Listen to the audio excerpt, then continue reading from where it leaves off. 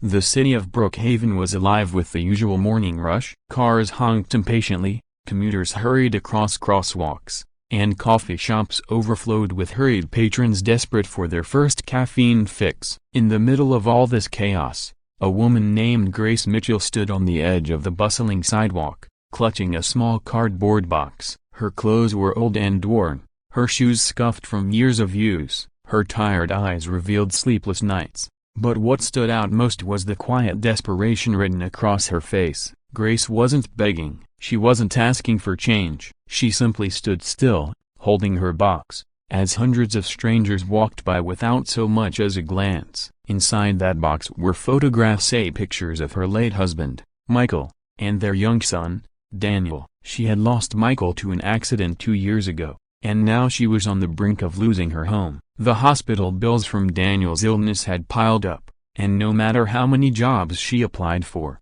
the rejections kept coming. On this particular morning, Grace had ventured into the city to sell some of her personal belongings.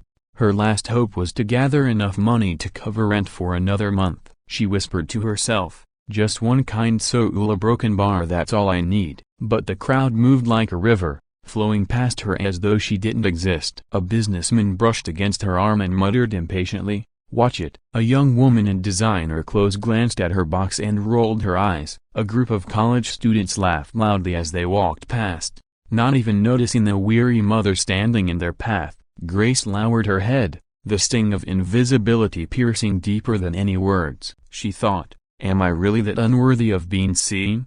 Hours passed. The sun climbed higher, and her throat grew dry. She hadn't eaten breakfast, and her stomach twisted with hunger. Just when she was about to give up and turn back home, a voice broke through the noise of the city. "Ma'am, are you okay?" Grace lifted her eyes. Standing before her was a young man in his mid-20s, wearing a faded jacket and carrying a backpack. His face was open and sincere, his eyes filled with genuine concern. "Yeah, broken bar, I'm fine," Grace stammered, though her trembling hands betrayed her. The young man tilted his head. "You don't look fine. Do you need help?" For a moment, Grace hesitated. She had been ignored for so long that part of her feared this was just another fleeting kindness, a moment that would pass as quickly as it appeared. But something about his gaze told her he meant it. "My name's Grace," she finally whispered. "I'm just a broken bar trying to get by." The young man nodded gently. "I'm Ethan." "Nice to meet you, Grace. Can I sit for a moment?"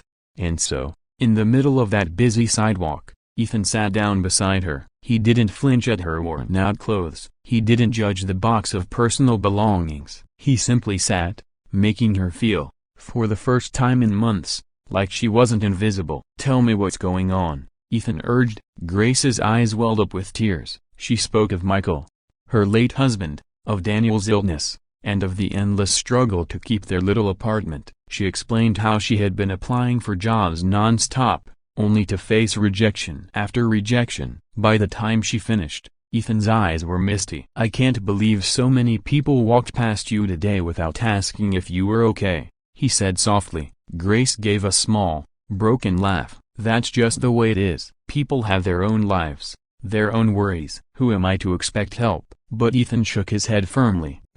"You deserve to be seen. Everyone deserves that." Ethan reached into his backpack and pulled out a brown paper bag. "It's not much," he said, handing it to her. Inside was a sandwich and a bottle of water. Grace stared at the simple meal, her throat tightening. "You a broken bar? You don't have to a broken bar." "Please," Ethan interrupted with a kind smile. "I insist." As Grace took a bite, the warmth of the food spread through her, not just filling her stomach but healing something deeper. She hadn't realized how much she needed this, not just the food, but the kindness. They sat together for nearly an hour, talking about life, loss, and resilience. Grace found herself laughing at Ethan's stories, something she hadn't done in months. When it was finally time for him to leave, Ethan stood and said, "I may not be rich, but I'll help however I can." He handed her a folded piece of paper with his number.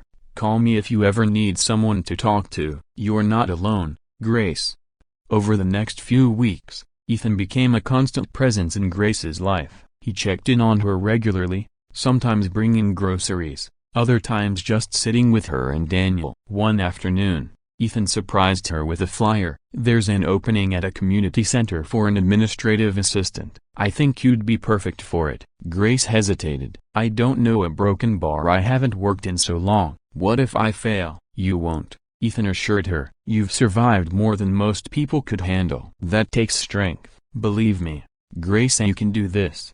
With Ethan's encouragement, Grace applied for the job. To her astonishment, she was hired within a week. The pay wasn't extravagant, but it was enough to keep a roof over her and Daniel's heads. For the first time in a long time, she felt hope. Months passed, and Grace's life slowly transformed. She grew more confident in her work, Daniel's health improved, and their home no longer felt like it was slipping away. Through it all, Ethan remained by their side, not as a savior, but as a friend. One evening, Grace sat at her kitchen table, looking across at Ethan, who was helping Daniel with homework. Her heart swelled with gratitude. She thought back to that day on the sidewalk, when she had been ignored by hundreds of people, yet seen by one, and that one had made all the difference.